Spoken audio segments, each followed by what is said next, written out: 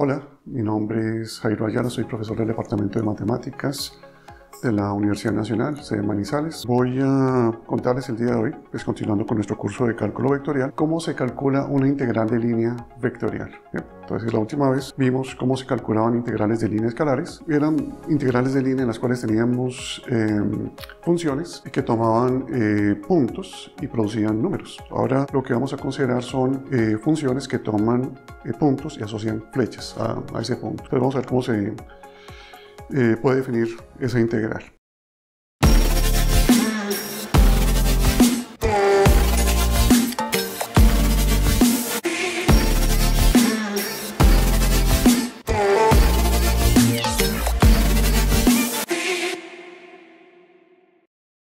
Entonces, para comenzar, vamos a recordar, o vamos a considerar mejor, una curva parametrizada suave.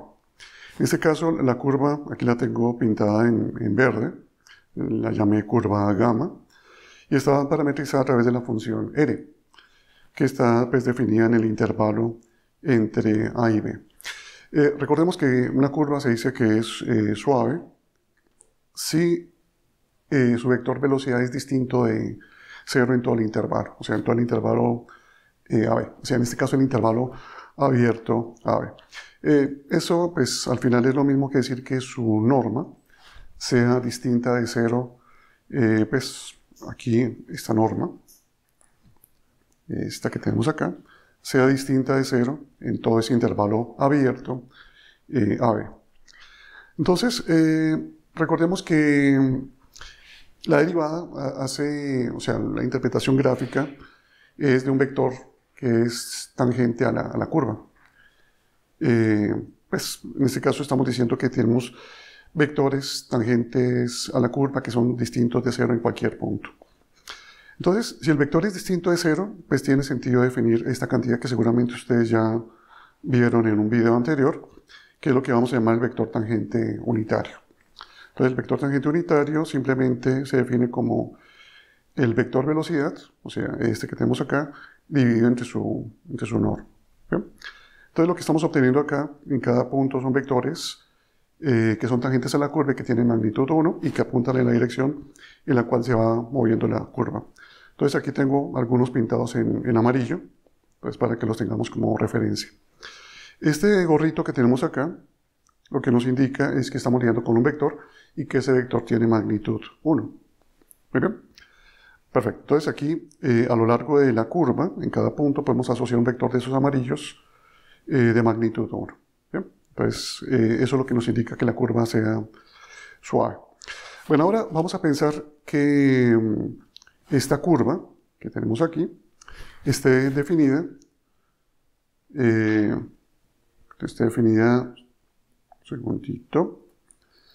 sobre una región, pues en este caso coloqué la curva en el espacio. Observemos, aquí tenemos x, y, z. Entonces pensemos que aquí tenemos una región en el espacio, ¿sí? Una región ya con volumen, donde esta curva verde está contenida. Entonces vamos a pensar que tenemos sobre esa región, llamémosla por ejemplo x, un campo vectorial. Entonces recordemos que los campos vectoriales lo que hacen es, en cada punto de esa región, lo que hace es asociar una flecha, así como vimos en un video anterior. ¿Bien? Entonces, en particular, si estamos considerando que la curva verde esté contenida en esta región X, entonces a cada punto de la curva verde podemos asociarle una de estas flechas generada por el campo o asociada por el campo, llamémoslo F mayúscula. ¿Muy bien? Entonces, digamos que, vamos a colocarlo acá para ser un poco más específicos. Digamos que nuestro campo F, en este caso, a cada ubicación X, Y, Z, asocia tres números, M, N y P.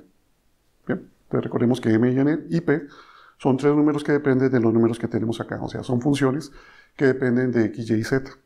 Y entonces, en la ubicación X, Y, Z, pues estamos asociando el vector que tiene componentes M, N y P. Bien, entonces, como les estaba comentando, podemos hacer esto sobre toda la región X, pero aquí en particular podemos hacerlo sobre la curva verde.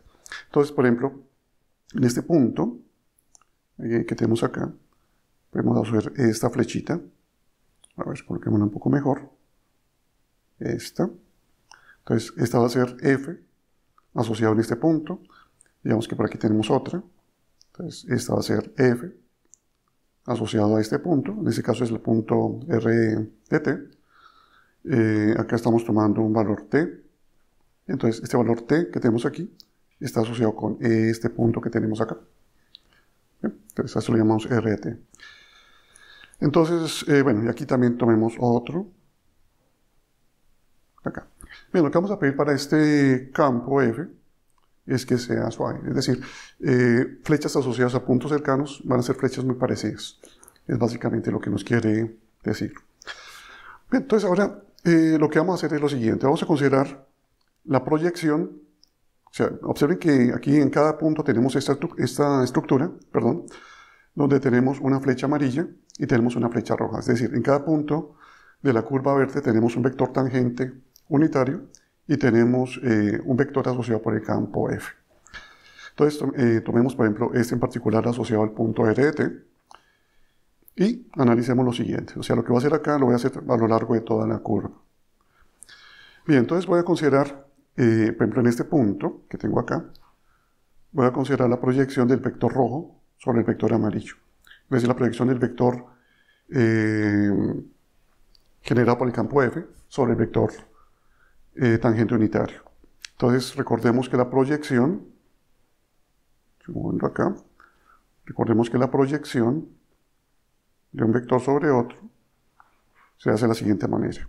Aquí tomamos la proyección del vector F sobre el vector tangente unitario. Entonces aquí consideramos el cociente del producto punto de estos dos vectores, pues de los dos vectores que estamos, o sea, que proyectamos y sobre el cual proyectamos. Dividimos acá sobre el producto punto del vector sobre el cual estamos proyectando, en este caso el vector tangente unitario, y todo esto lo multiplicamos por el vector tangente unitario, que es el vector sobre el cual estamos proyectando. Bien, en este caso, como el vector tangente unitario es por definición, bueno, realmente por construcción de magnitud 1, entonces, en este caso este denominador se hace igual a 1, y entonces lo que vamos a tener en últimas es lo siguiente. Vamos a tener f.t, acá lo escribimos así. Entonces, este de acá, esto que he colocado aquí en amarillo es un escalar, y esto multiplica al vector tangente unitario. ¿Bien? Entonces, de todo esto lo que me va a interesar es precisamente esta cantidad de amarillo. Entonces, observemos que es simplemente el producto punto de dos vectores, por lo tanto, esto de acá es una cantidad escalar, y lo que estamos haciendo es al punto, en este caso al punto R de T, estamos asociándole un número, o sea, el número producto punto F con T. ¿Sí? Entonces, la manera como vamos a definir la integral del campo F, o sea, de este de acá, a lo largo de la curva verde, de la curva gamma, es simplemente calcular la integral escalar, la integral de línea escalar, como vimos en el video anterior, pero de esa función que hemos colocado acá en amarillo. Es decir, aquí o sea, lo que vamos a llamar la integral de línea vectorial, es simplemente esto que voy a colocar de esta manera. Entonces aquí la función que vamos a integrar, la función que vamos a integrar, este es nuestro integrando, que es con un campo escalar.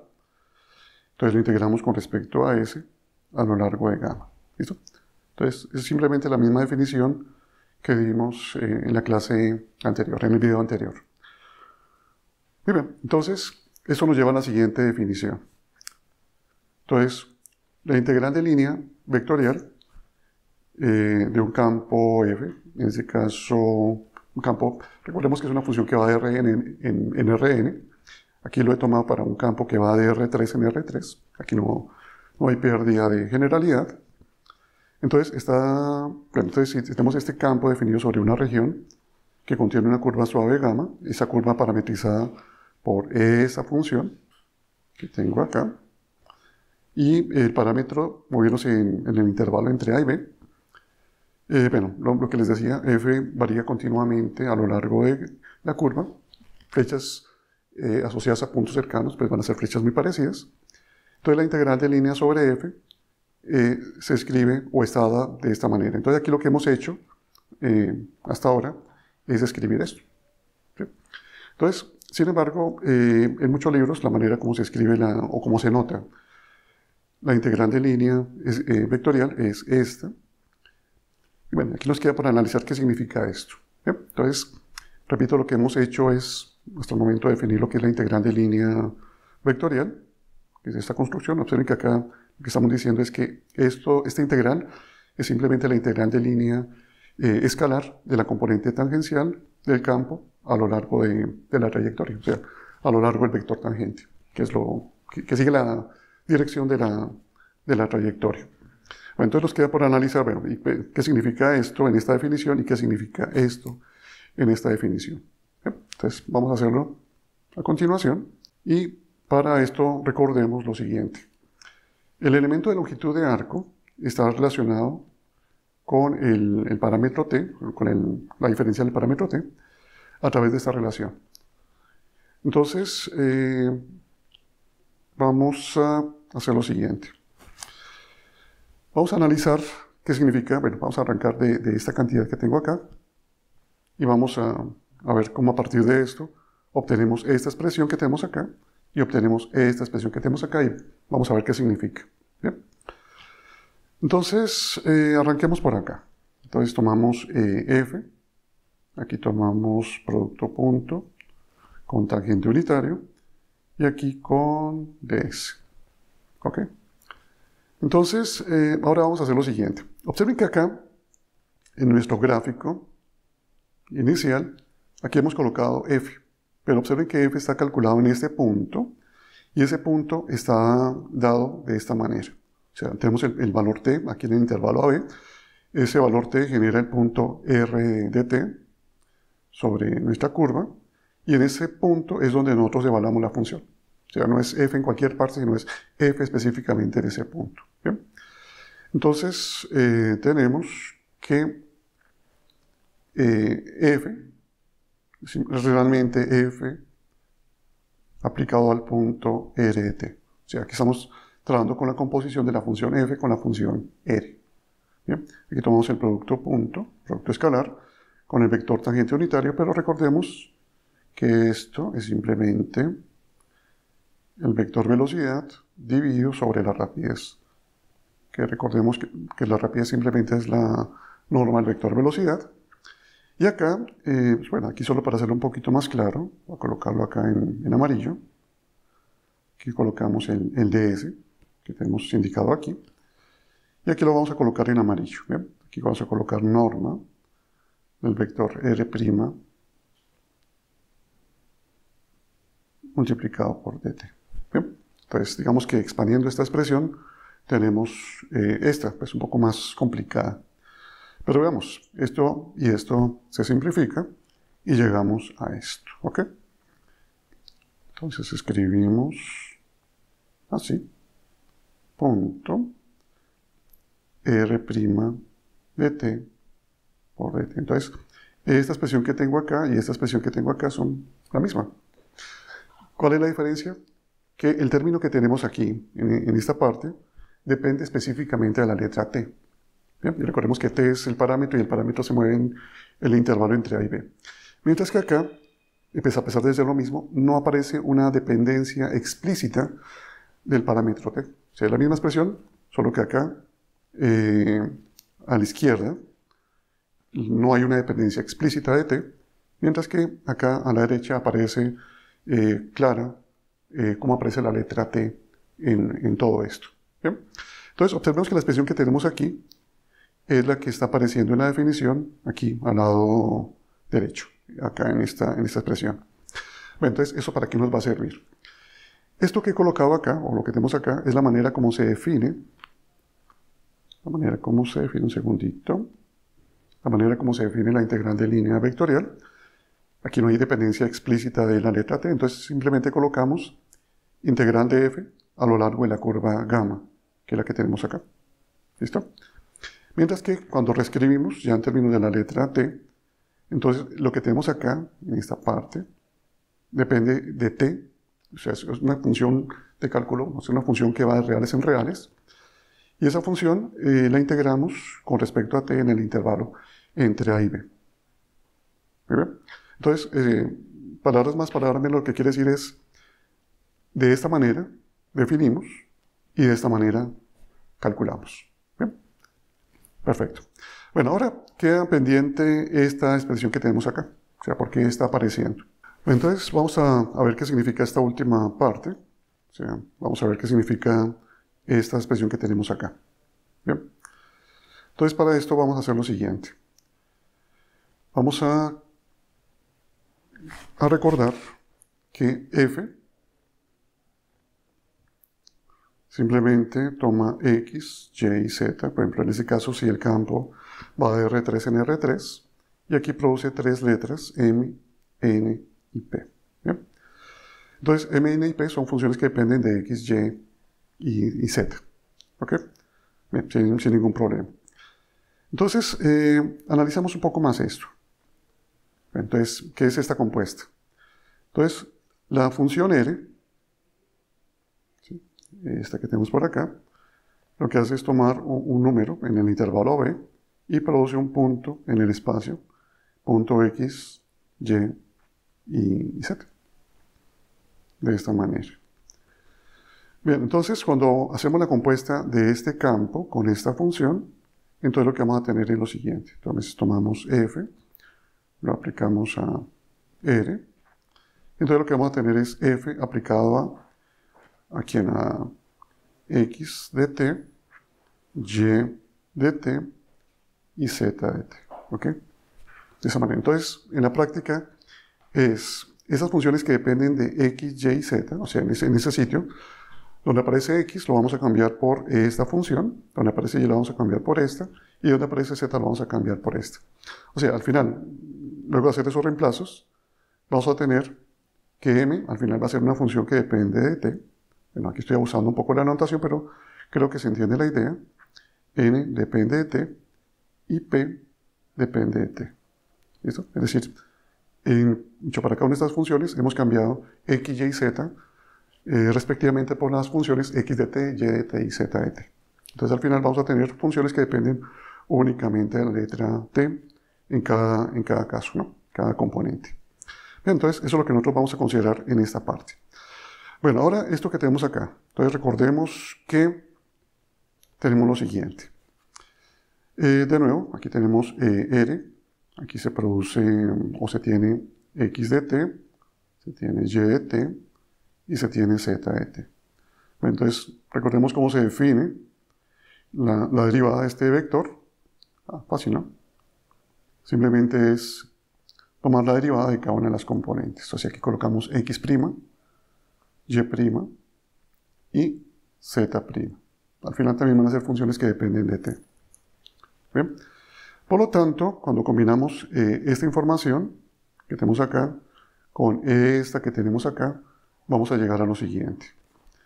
Vamos a llegar a que f punto t unitario por ds, que es la expresión original, se puede colocar como el producto de m, n y p. Recordemos que aquí como funciones que dependen de t. Y aquí se toma el producto punto con estas derivadas. Voy a colocarlas así, de esta manera, solo por simplicidad, ¿no? Pero recordemos que m, n y p, x, y, z, pues las derivadas dependen todo de la letra t. Y aquí vamos a colocar dt. ¿Bien? Entonces, tenemos esta expresión. Bueno, ahora analicemos un poco más esta que aparece aquí a la derecha. Entonces, recordemos, pues para entender lo que voy a hacer, que cuando ustedes toman, por ejemplo, una función, consideramos, por ejemplo, x que depende de t, entonces el diferencial de esta función es sencillamente considerar la derivada de esa función con respecto a t, a la variable independiente, y luego tomar esta derivada y multiplicarlo por el diferencial de la letra con respecto a la cual estamos derivando, o sea, la variable independiente. Es una estructura bastante sencilla, ¿no? Derivada por diferencial. Entonces, ahora, si pensamos en este vector, el vector x', y' y z', y pensamos en esto como si fuera un escalar. ¿Listo? Entonces, aquí podemos pensar en multiplicar este escalar por este vector. ¿Cómo? Pues simplemente multiplicando el escalar por cada uno de estas funciones, que serían las componentes del vector. Entonces, al final, siguiendo esta idea, lo que tenemos es m, aquí tenemos n, aquí tenemos p, multiplicado por x' de t, y' de t y z' de t. Lo cual, siguiendo esta regla que tenemos aquí, es simplemente tomar de x, de y de z. ¿Ok? Entonces, en últimas, lo que tenemos es lo siguiente. Ponemos acá y acá. Entonces, lo que podemos decir es lo siguiente. Aquí, cuando tenemos esta función vectorial, entonces lo que tenemos es, transcribamos acá solo para ser más específicos. Entonces aquí tenemos x, y z, x, y, z, funciones que dependen de t. Entonces, el diferencial de esa función, pues simplemente es el vector de los diferenciales de las componentes. O sea, escribimos así, de manera formal. Ok, entonces ya teniendo esto, eso me permite escribir lo que tenemos aquí a la derecha, de la siguiente forma. Voy a colocar acá f, entonces f en este caso es m, n y p, pero recordemos que ya como funciones que dependen de t, pues aquí no aparecen de manera explícita, pero sí de manera implícita. Y vamos a tomar, en vez de colocar este vector, vamos a colocar acá dr. Entonces aquí aparece dr. ¿Okay? Entonces ya hemos completado el significado de lo que aparece en esta definición. Entonces, tener esta expresión que aparece acá, ¿sí?, es lo mismo. Bueno, aquí tener esta expresión, acá, es lo mismo que tener esta expresión. ¿Ok? Entonces, en resumen, podemos decir lo siguiente. Esta expresión que hemos colocado, o que tenemos aquí en la mitad, es la manera como se define la integral de línea vectorial. Esto que aparece aquí a la izquierda es simplemente la manera, otra manera de escribirla. Esta es la que usualmente aparece en los libros. ¿Bien?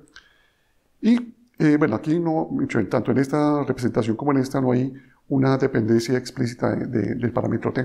Entonces aquí simplemente vamos a colocar integral a lo largo de la curva gamma. Ahora, cuando tomamos esta expresión, esta f de t, y la escribimos de esta manera, aquí aparece una dependencia explícita de la letra t, entonces esto es lo que me va a permitir calcular la integral de manera explícita. O sea, aquí ya tenemos una función que depende de t, y eso lo integramos entre a y b. Bueno, entonces aquí, siendo un poco más específicos con nuestra expresión, pues la manera como aparece en los libros, que tal vez me parece un poco más complicada, es lo siguiente. Aquí voy a considerar un campo, pero ya en el plano, campo en R2, y es claro que voy a considerar una curva en R2, una curva en el plano, y veamos cómo se formalizó lo que hemos dicho. Entonces aquí tomamos nuestro campo. En este caso, pues depende de dos letras. Aquí vamos a producir dos letras m y n. M y n dependen de x y de y. Y entonces lo podemos escribir así o lo podemos escribir así, sencillamente. Ahora tenemos una curva en el plano, entonces va a tener dos componentes, x y y, que son funciones que dependen de t, y t moviéndose en un cierto intervalo entre a y b. Bien, ahora, cuando hacemos la composición de f con r, que es la que se indica aquí en nuestra definición, entonces lo que vamos a hacer es, como les decía, cambiar la letra x y la letra y que aparecen acá por las correspondientes funciones x de t y y de t dados por la parametrización. O sea, nos queda algo como esto. Entonces, a todo esto fue lo que llamé m de t. ¿Bien? Y en forma similar, aquí definimos lo que sería el n de t. Bien, ahora, cuando derivamos r, este vector, entonces vamos a tener este vector de las derivadas. Y entonces al tomar el producto punto de este vector que tengo acá con este vector que tengo acá, al final a lo que llego es a esto. Muy bien, entonces, en resumen, hemos visto lo siguiente. Entonces, cuando tenemos este dr, este diferencial de la parametrización, se escribe simplemente así, o sea, como la derivada por el diferencial, la misma estructura que tiene para funciones de una variable. Entonces, pues, escribiéndolo de una manera un poco más explícita, tenemos esto, y lo cual podemos llevar a esto, como vimos hace un momento. La integral de línea se define de esta manera, la podemos escribir así o así. Entonces, cuando la escribimos de esta manera o de esta manera, como aparece acá o acá, no hay dependencia explícita de la letra t, entonces simplemente escribimos integral de f a lo largo de gamma, o la expresamos así. Aquí, a la derecha, ya aparece una dependencia explícita de la letra t, ya con la parametrización. Entonces, esta es la función que nosotros vamos a integrar, y la integramos entre a y b, que es donde se está moviendo nuestro parámetro t. Siendo un poco más específicos, esto se puede colocar de esta manera, aquí para un campo en 3 dimensiones. Y nos queda por analizar rápidamente en qué consiste esto. Es realmente bastante sencillo, veamos. En este caso, cuando tengo f, tengo dr, entonces voy a tener m, n y p.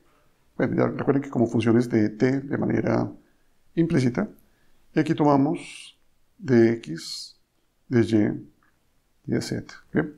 Entonces aquí haciendo el producto punto de estos dos vectores, voy a tener m por dx más n por dy más p por dz. O sea, primero con primero, segundo con segundo, tercero con tercero. Multiplicamos y luego sumamos. La definición de producto punto. Entonces, eso nos lleva a que este producto punto que tengo acá, indicado en la primera integral, se puede colocar, pues, expandiendo de esa manera, ¿ok? Entonces, esta presentación que tenemos acá, que acabamos de presentar, es la que aparece en muchos libros de física, pues sí, en sitios donde esto aparece de manera aplicada. Entonces, es muy, muy frecuente. Entonces, esta expresión, repito, es la que más aparece en los libros de cálculo, y esta expresión que tenemos acá es la que está apareciendo en muchos libros de física, la manera como se escribe las integrales de línea. Pero al final, cualquiera de estas presentaciones es lo mismo. Bien. Entonces, ahora dos observaciones finales. Veamos. La primera tiene que ver con la orientación. Entonces, recordemos que la orientación hace referencia a lo siguiente. Entonces, digamos que aquí tenemos la misma curva. Aquí vamos, o sea, tenemos el punto A y el punto B. Aquí también tenemos la curva, punto A, punto B. Pero pensemos que esta curva la recorremos de esta manera y esta curva la recorremos de esta manera. Entonces, a esta curva la llamamos gamma, a esta la llamamos gamma opuesto, o sea, la podemos escribir así, o lo podemos escribir, lo podemos escribir así. Cualquiera de las dos es la misma.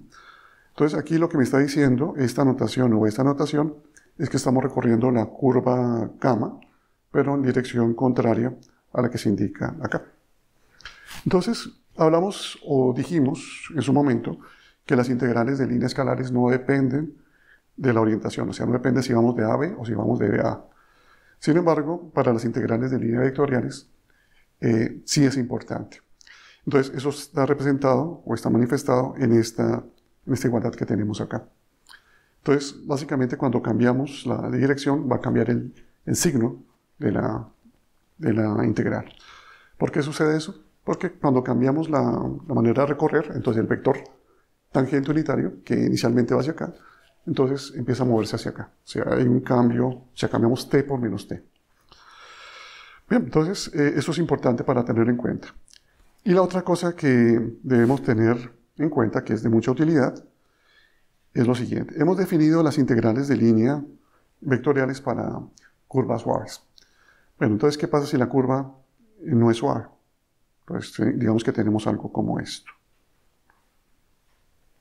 Tengo por acá una curva gamma 1, tengo por acá una curva gamma 2, por aquí tengo una curva gamma 3, etcétera, etcétera. ¿Listo? Entonces, aquí llegamos hasta una curva gamma n.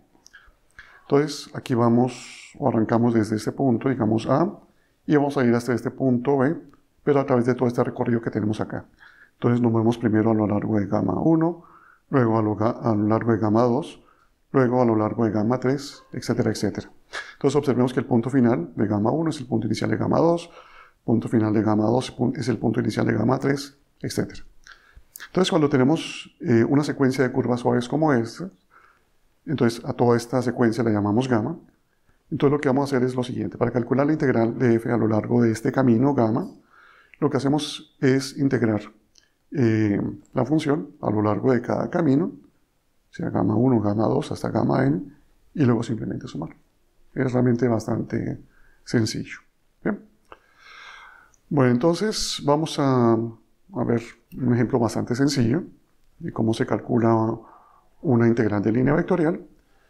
Consideremos, por ejemplo, este campo xy2, escribimos así, y vamos a integrar a lo largo de la hélice. Una hélice, recordemos que es una curva como esta, parametrizada de esta manera. ¿Bien? Entonces aquí vamos a ir desde el punto 1, 0, 0 hasta el punto menos 1, 0, pi, que tenemos acá. Entonces aquí es claro que el parámetro, o sea, t, se va a mover entre 0 hasta pi. ¿Sí? De 0 hasta pi. Es cuestión de que ustedes corroboren que en efecto es cierto. Cuando ustedes cambien t en esta expresión, acá en R, ustedes van a obtener el punto 1, 0, 0 y el punto menos 1, 0, pi, pues respectivamente. Muy bien, entonces seguimos la regla. Acá lo que tenemos es que el coseno va a ser nuestra x de t, el seno va a ser y de t, y t va a ser z de t. Bien, entonces cambiamos esta x, y, z, la cambiamos acá, acá y acá, pero ya como funciones de t. Entonces aquí me va a quedar coseno, seno y 2. O sea, que cambiamos coseno aquí, perdón, cambiamos coseno en esta parte, cambiamos seno acá, y bueno, el 2 queda como un 2, no hay problema. Bien, entonces tenemos esto. Ahora vamos a tomar el producto punto de ese vector con el vector derivada de r. En este caso, cuando derivamos el coseno, tenemos menos seno, al derivar seno, tenemos el coseno, y la derivada de t es simplemente 1. Tomando el producto punto, me va a quedar 2, y la integral de 2 entre 0 y pi va a ser 2pi, como ustedes fácilmente pueden chequear. Entonces, este tipo de integrales en la cuenta es bastante más simple que las integrales de línea escalares. ¿Por qué? Recordemos que en las integrales de línea escalares aparece una raíz de una suma de cuadrados, lo cual hace que las integrales sean difíciles de manipular.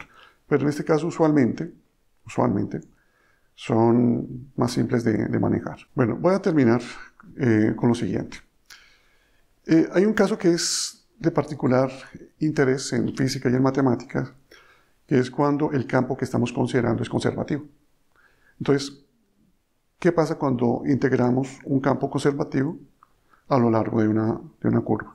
Entonces recordemos que un campo es conservativo si existe una función, un campo escalar, cuyo gradiente es el campo que tenemos, el campo f, nuestro campo vectorial. Entonces, si tomamos esta expresión aquí, reemplazando en nuestra integral de línea, al reemplazar, pues aquí tenemos la definición, al reemplazar acá f por gradiente de f minúscula, a lo que llegamos es a esto, y esto es simplemente la derivada de la función f compuesta con r. O sea, que es cuestión sencillamente de aplicar regla de la cadena y se llega a esto. Entonces, lo que aparece aquí en paréntesis cuadrado es una función de cálculo 1, es una función que va de reales en reales, y acá lo que tenemos que recordar es que esto es, esta parte de acá, es sencillamente aplicación del teorema fundamental del cálculo. ¿Bien? Entonces estamos tomando esta función y la estamos evaluando, o sea, esta función que depende de t, y la evaluamos en los límites a y b, tal como aparece acá.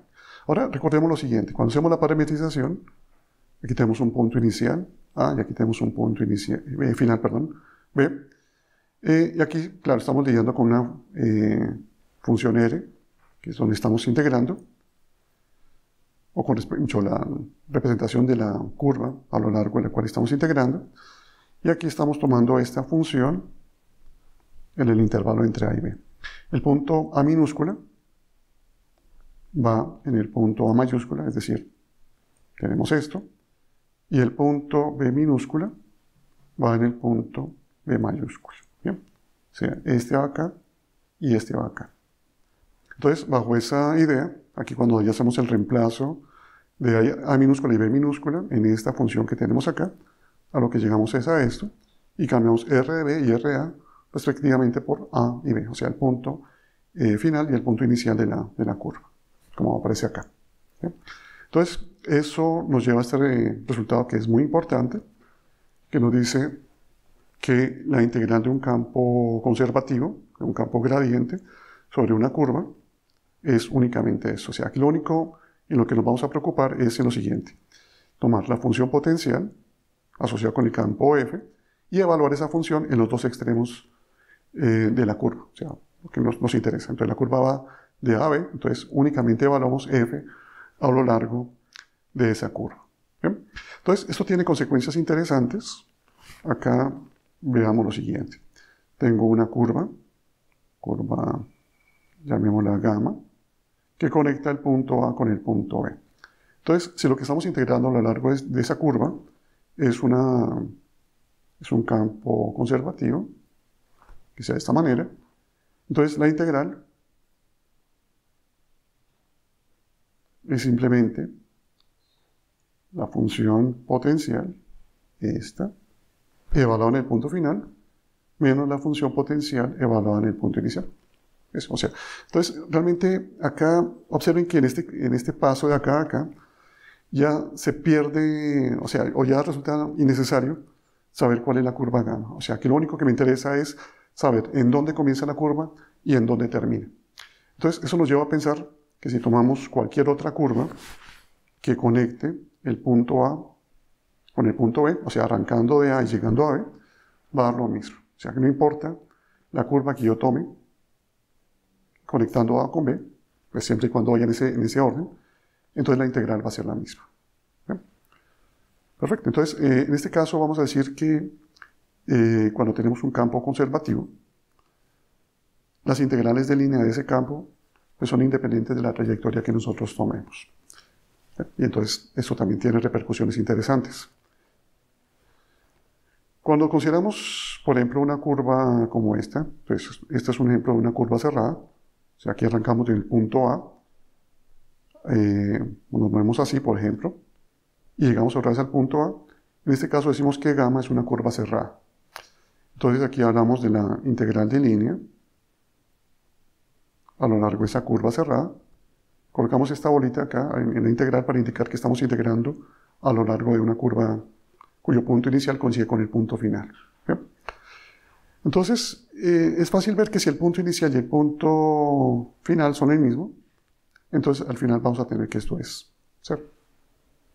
Entonces, es una consecuencia bastante interesante. También se puede probar que si un campo verifica esto para cualquier curva cerrada, estamos lidiando con un campo conservativo.